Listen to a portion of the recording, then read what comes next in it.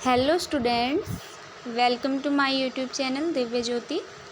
और आज हम आपके लिए कक्षा 10 की क्षितिज पुस्तक का दूसरा अध्याय राम लक्ष्मण परशुराम संवाद के प्रश्नोत्तर का अभ्यास कराएंगे। और इससे पहले हमने आपको इस चैप्टर को बहुत ही अच्छे तरीके से, सरल तरीके से समझा दिया है अपनी पिछली वीडियो में।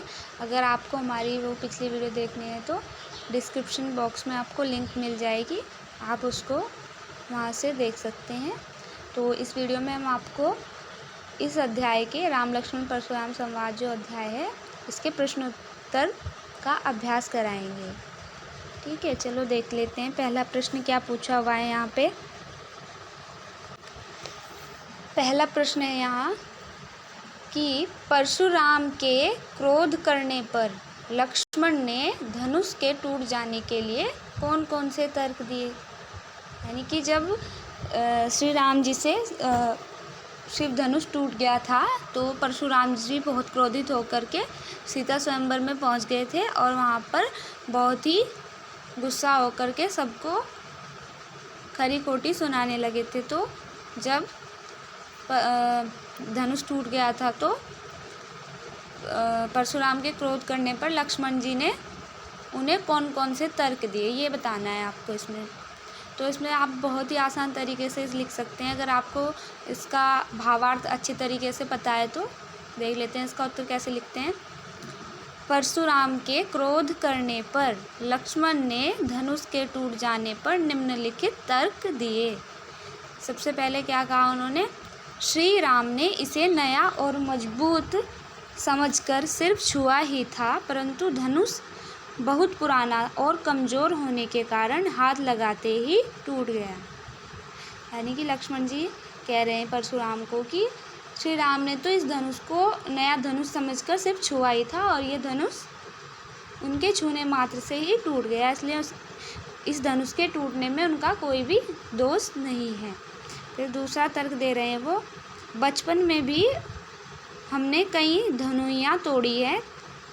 यानी कि लक्ष्मण जी कह रहे हैं कि हमने अपने बचपन में भी ऐसे बहुत सारे धनुष तोड़े हैं, तब तो आपने ऐसा कुछ भी नहीं किया है। और तीसरा तर्क दिया है उन्होंने कि इस धनुष के टूटने पर कोई भी किसी को ना तो कोई नुकसान हुआ है और ना ही कोई लाभ हुआ है। यानी कि इस धनुष के टूटने से ना किसी को कोई हानि हुई है ना ही कोई लाभ हुआ है। तो इस तरीके के तर्क उन्होंने धनुष टूटने के दिए उनको। तो इस तरीके से आप इसको आसानी से लिख सकते हैं। अब दूसरा प्रश्न है, परशुराम के क्रोध करने पर राम और लक्ष्मण की जो प्रतिक्रियाएं हुई उनके आधार पर दोनों के स्वभाव की विशेषताएं अपने शब्दों में लिखिए। यानी कि जब परशुराम जी क्रोध करते हैं तो लक्ष्मण जी की जो प्रतिक्रियाएं थी वो अलग थी और जो राम जी की प्रतिक्रियाएं थी वो अलग थी। तो उनके जो दोनों का स्वभाव अलग अलग था, तो उनकी जो विशेषताएं हैं वो आपको अपने शब्दों में लिखनी है। तो इसका आप बहुत अच्छी तरीके से लिखते हैं क्योंकि आप लिख सकते हैं क्योंकि आपको पता है कि लक्ष्मण जी का जो स्वभाव था वो बहुत ही उग्र स्वभाव था, वो कोई गलत बात सहन नहीं कर सकते थे। और जो राम जी थे वो बहुत ही शांत और धैर्यवान थे और वो अपने गुस्से को भी कंट्रोल कर लेते थे। तो इस तरीके से आपको इनके दोनों के स्वभाव को अलग अलग लिखना है। तो देख लेते हैं यहाँ पे, राम बहुत शांत और धैर्यवान हैं। परशुराम के क्रोध करने पर राम विनम्रता के साथ कहते हैं कि धनुष तोड़ने वाला कोई उनका दास ही होगा। वे मृदुभाषी होने का परिचय देते हुए अपनी मधुर वाणी से परशुराम के क्रोध को शांत करने का प्रयास करते हैं। अंत में आँखों से संकेत कर लक्ष्मण को शांत रहने को कहते हैं। इसमें यही बात लिखी गई है कि जो श्री राम जी थे वो बहुत ही शांत और धैर्यवान थे और मृदुवाणी बोलते थे वो, और उनका स्वभाव बहुत ही विनम्र था और उनकी विनम्रता के कारण ही परशुराम जी का क्रोध शांत हुआ था। फिर लक्ष्मण जी को देख लीजिए उनका कैसा स्वभाव था। दूसरी ओर लक्ष्मण का स्वभाव उग्र है। वह व्यंग्य करते हुए परशुराम को इतनी छोटी सी बात पर हंगामा नहीं करने के लिए कहते हैं। वे परशुराम के क्रोध की चिंता किए बिना अपशब्दों को प्रयोग न करने को कहते हैं। वह उनके क्रोध को अन्याय समझते हैं, इसलिए पुरजोर विरोध करते हैं। अर्थात जो लक्ष्मण जी का स्वभाव है बहुत ही उग्र है और वो गलत बात सहन नहीं कर सकते, इसलिए उन्होंने परशुराम जी से इतने व्यंग्यपूर्ण तरीके से बात की। ठीक है, अब तीसरा प्रश्न देख लेते हैं। तीसरा प्रश्न है, लक्ष्मण और परशुराम के संवाद का जो अंश आपको सबसे अच्छा लगा उसे अपने शब्दों में संवाद शैली में लिखिए। इसमें हमको क्या करना है कि जो लक्ष्मण और परशुराम के संवाद, यानी कि लक्ष्मण जी ने जो बात कही परशुराम से और परशुराम जी ने जो जो बातें वहाँ पे कही, उसमें आपको कौन कौन सी बातें उनकी अच्छी लगी वो आपको लिखनी है अपने उत्तर में। तो देखिए उत्तर देख लेते हैं परशुराम की। पहले परशुराम जी की देख लेते हैं। शिव जी का धनुष तोड़ने का दुस्साहस किसने किया? ऐसा किसने कहा था? परशुराम जी ने। तो ये बात मुझे अच्छी लगी। आपको जो बात अच्छी लगी होगी आप वो लिख सकते हो। तो इसमें ऐसे लिख सकते हैं आप कि अब दूसरी बात है, श्री राम ने क्या कहा? हे नाथ, इस शिवजी के धनुष को तोड़ने वाला अवश्य ही आपका कोई दास ही होगा। ये श्री राम जी ने कही थी। फिर परशुराम जी की एक और बात जो अच्छी लगी हमको, सेवक वह होता है जो सेवा का कार्य करे, किंतु जो सेवक शत्रु के सामने व्यवहार करे उससे तो लड़ना पड़ेगा।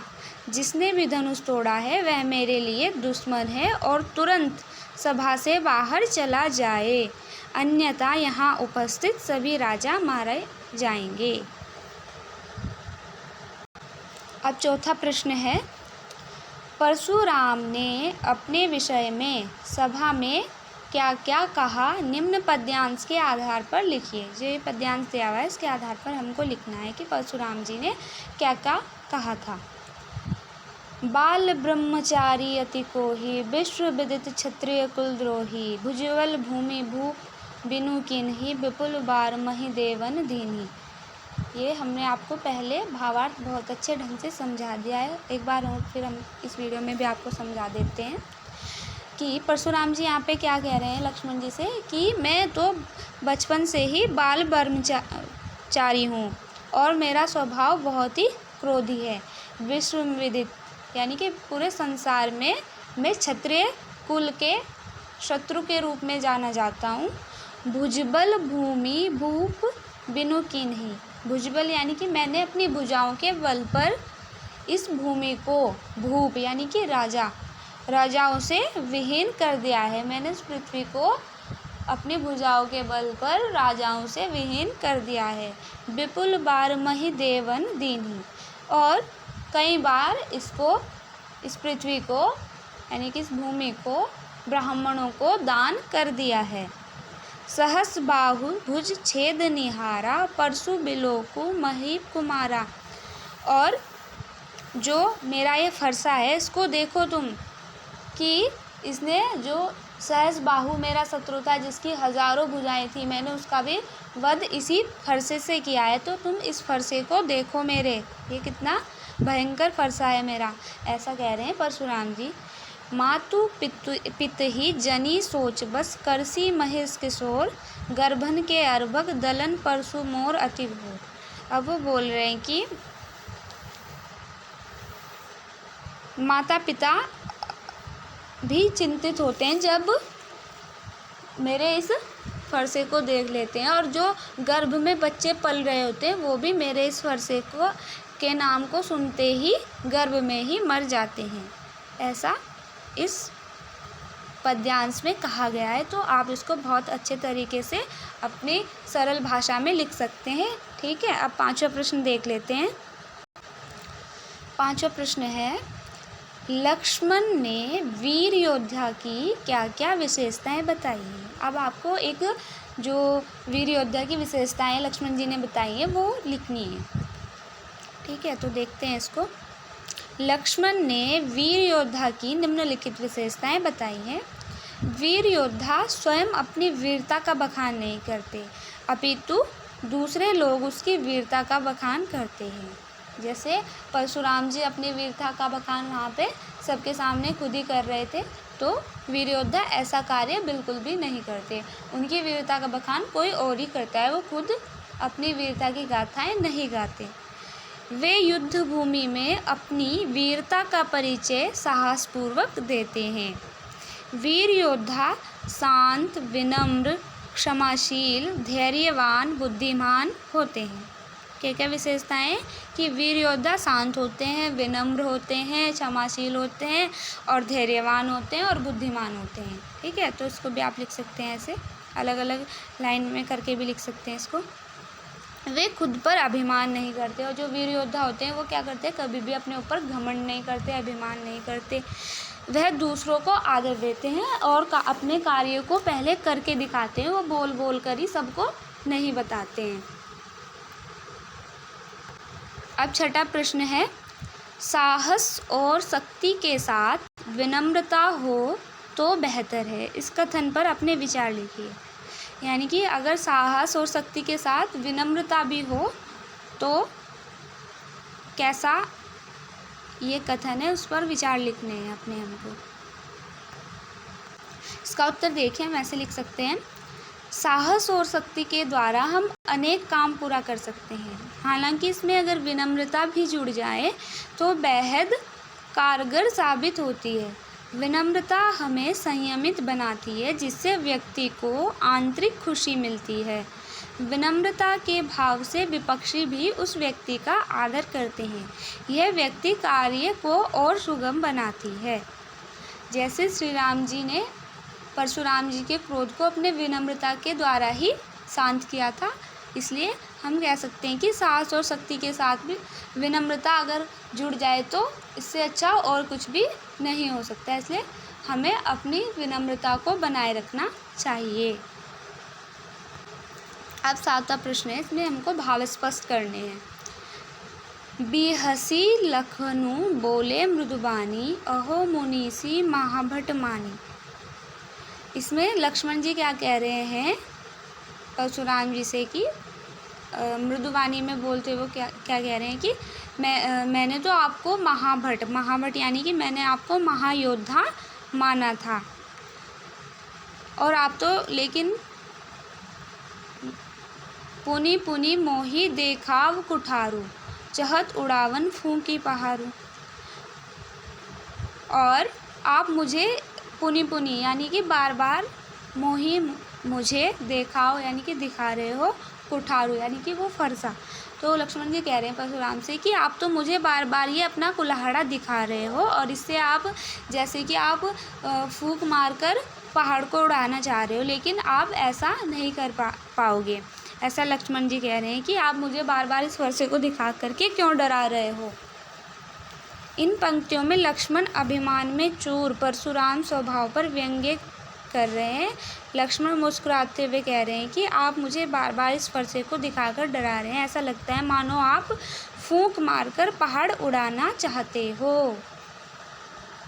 इस पंक्तियों के भाव आप आसानी से लिख सकते हैं। अब ख, सातवें प्रश्न का नंबर ख, इहाँ कुंभड़ बतिया को नाही, जे तर्जनी देखी मरी जाही। कुंभड़ बतिया क्या होता है? कुंभड़ बतिया एक बहुत ही कमज़ोर पौधा होता है, जो कि जिस पर अभी फल फूल नहीं लगे हैं, और अगर उसको हम हाथ लगाए तो वो टूट जाता है। तो इसलिए यहाँ पर कुंभड़ बतिया का यूज़ किया गया है। और लक्ष्मण जी कह रहे हैं कि हम कोई कुंभड़ बतिया नहीं है जो तुम्हारी तर्जनी उंगली देख कर ही मर जाएंगे। तर्जनी उंगली यानी कि क्योंकि परशुराम जी उनको बार बार अपनी तर्जनी उंगली दिखा करके अपनी वीरता की गाथाएं सुना रहे थे और बता रहे थे कि मैं ऐसा हूँ, मैं वैसा हूँ। तो लक्ष्मण जी ने इसलिए यहाँ पे ऐसा कहा है कि हम कोई कुंभड़ बतिया नहीं है जो आपकी तर्जनी उंगली देख कर ही मर जाएंगे। देखी कुठारू सरासन बाना, मैं कछु कहा सहित अभिमाना। और जो आप ये बार बार अपना कुठार दिखा रहे हो, उसको देख करके ही मैंने आपको जो भी बातें कही हैं, जो भी आप शब्द कहे हैं, वो मैंने इसलिए कहे हैं, बिल्कुल अपने पूरे अभिमान के साथ मैंने आपको जो जो बातें कही है वो इसलिए कही है क्योंकि आपने जो कुठार धारण किया हुआ है, धनुष बाण धारण किया है, तो इसमें आप मुझे इसके लिए क्षमा कर दीजिए। इन पंक्तियों में लक्ष्मण ने परशुराम के अभिमान को चूर करने के लिए अपनी वीरता को बताया। वे कहते हैं कि हम कुम्भड़े के कच्चे फल नहीं हैं जो तर्जनी के दिखाने से मुरझा जाता है, यानी वे कमज़ोर नहीं है जो धमकी से भयभीत हो जाए। वह यह बात उनके फरसे को देखकर बोल रहे हैं, उन्हें स्वयं पर विश्वास है। ठीक है, अब ग है 7वें प्रश्न का ग प्रश्न। गाधीसु नु कह हृदय हसी मुनि हरिहरे सूझ, अयमय खांड न ऊख मय अजहूँ न बूझ अबूझ। इसका उत्तर है, इन पंक्तियों में विश्वामित्र मन ही मन मुस्कुराते हुए सोच रहे हैं कि परशुराम ने सामान्य क्षत्रियों को युद्ध में हराया है, तो इन्हें हरा हरा ही नजर आ रहा है। राम लक्ष्मण को साधारण क्षत्रिय नहीं है, परशुराम इन्हें गन्ने की बनी तलवार के समान कमज़ोर समझ रहे हैं, पर असल में ये लोहे की बनी तलवार है। परशुराम के अहंकार और क्रोध ने उनकी बुद्धि को अपने वश में ले लिया है। यानी कि विश्वामित्र जी जब वहाँ पर थे तो परशुराम उनको बता रहे थे कि मैं ऐसा हूँ, मैं इतना वीर हूँ, तो उनके अभिमान भरी बातें सुन करके विश्वामित्र जी सोच रहे हैं अपने हृदय में हंसते हुए कि परशुराम को सब जगह हरा हरा ही दिखाई दे रहा है, यानी जैसे अंधे के सावन को सब जगह हरा हरा दिखाई दे रहा है, जैसे कि उन्होंने पहले कमज़ोर क्षत्रियों के साथ युद्ध किया है और उनको हरा दिया है, तो ये राम और लक्ष्मण को भी उन जैसा ही समझ रहे हैं। उन्हें नहीं पता है कि ये कोई आम इंसान नहीं है, बल्कि साक्षात प्रभु श्री राम तो भगवान जी का अवतार है और उन्हें कोई भी कुछ नहीं कर सकता। ये परशुराम इनको गन्ने की बनी तलवार समझ रहे हैं, लेकिन ये तो लोहे की बनी तलवार के समान है। ऐसा जो बोल रहे हैं वो विश्वामित्र जी अपने हृदय में बोल रहे हैं। अब 8वां प्रश्न देखिए क्या है। पाठ के आधार पर तुलसी के भाषा सौंदर्य पर 10 पंक्तियाँ लिखिए। इसका उत्तर देखिए आप कैसे करेंगे। यह काव्यांश तुलसीदास के द्वारा लिखित रामचरितमानस के बालकांड से लिया गया है, जो अवधी भाषा में लिखा गया है। इसमें तत्सम शब्दों का प्रयोग भरपूर मात्रा में किया गया है। इसमें दोहा, छंद, चौपाई का अच्छा प्रयोग किया गया है और भाषा में लयबद्धता है। प्रचलित मुहावरे और लोकोक्तियाँ ने भी इस काव्य को सजीव बनाया है। वीर और रौद्र रस का प्रयोग मुख्य रूप से किया गया, कहीं कहीं शांत रस का भी उपयोग हुआ है। अनुप्रास, उपमा, रूपक, उत्प्रेक्षा व पुनरुक्ति अलंकार का सुयोजित ढंग से प्रयोग हुआ है। व्यंग्यों का प्रयोग अनूठा है। प्रसंगानुकूल भाषा का प्रयोग किया गया है। अब 9वां प्रश्न है। इस पूरे प्रसंग में व्यंग्य का अनूठा सौंदर्य है, उदाहरण के साथ स्पष्ट करें। अब इसमें जो लक्ष्मण जी ने परशुराम पर व्यंग्य किए हैं वो लिखने हैं हमको। तुलसीदास द्वारा रचित परशुराम लक्ष्मण संवाद मूल रूप से व्यंग्य काव्य है। उदाहरण के लिए जैसे पहला जो व्यंग्य है वो है, बहु धनु ही तोरी लरिकाई, कबहू न असी रिस किन्ही गोसाई। इसमें क्या व्यंग्य नहीं है, इसका भावार्थ समझ लेते हैं।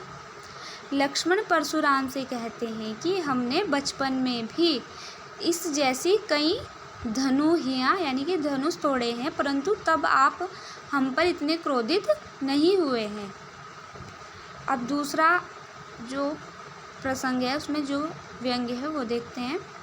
मातु पितही जनी सोच बस, करसी महिष किशोर, गर्भन के अर्बक दलन, परशु मोर अति घोर।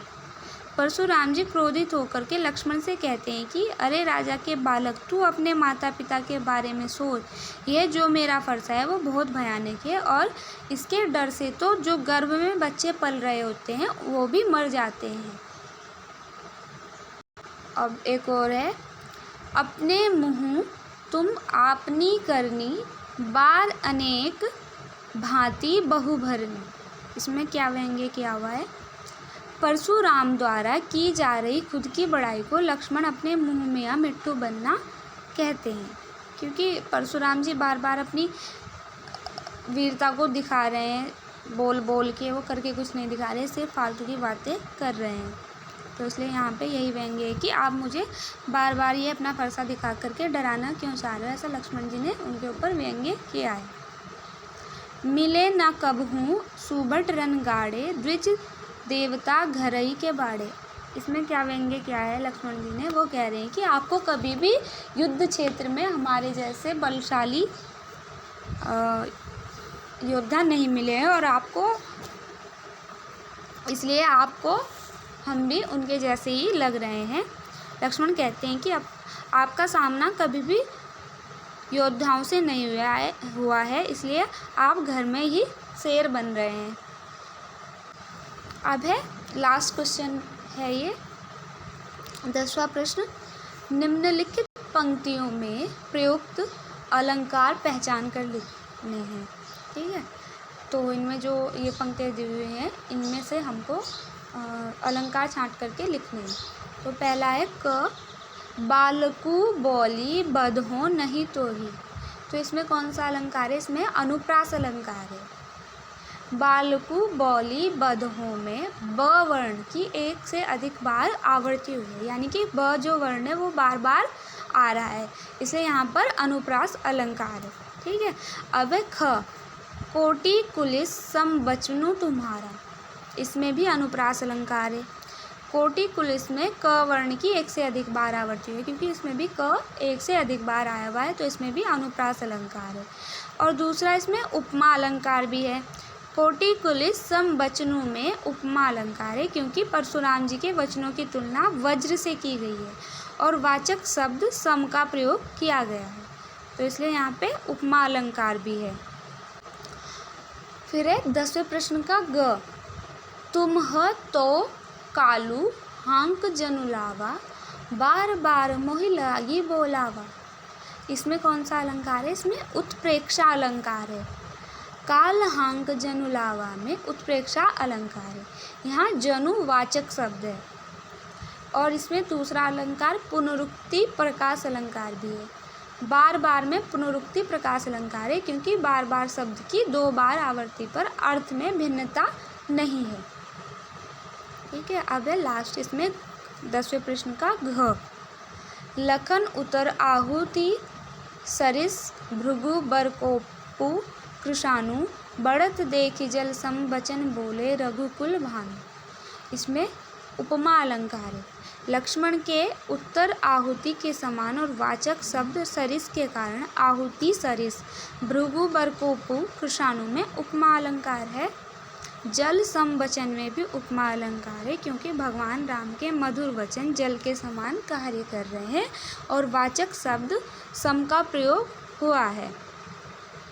इसमें दूसरा अलंकार है रूपक अलंकार। रघुकुल भानु में रूपक अलंकार है, चूँकि श्री राम के गुणों की समानता सूर्य से की गई है। तो इस तरीके से आपके राम लक्ष्मण परशुराम संवाद के प्रश्न उत्तर भी समाप्त हुए, और आशा है कि आपको ये चैप्टर इंटरेस्टिंग लगा होगा और आप इसको समझिए देख करके वीडियो हमारी, और ध्यान से पढ़िए, आपको बहुत अच्छे तरीके से समझ में आ जाएगा और आपके बोर्ड एग्ज़ाम में ये आपको बहुत ही हेल्प करेंगे। ठीक है, और आप मेहनत से पढ़िए, और हमारी पिछली वीडियो को देखने के लिए हमारी जो डिस्क्रिप्शन बॉक्स है उसमें लिंक दी हुई है, तो आप वहाँ पे जा कर के हमारी पुरानी वीडियो को देख सकते हैं। और अगली वीडियो में मिलते हैं हम आपको एक अगले चैप्टर, तीसरे चैप्टर के साथ।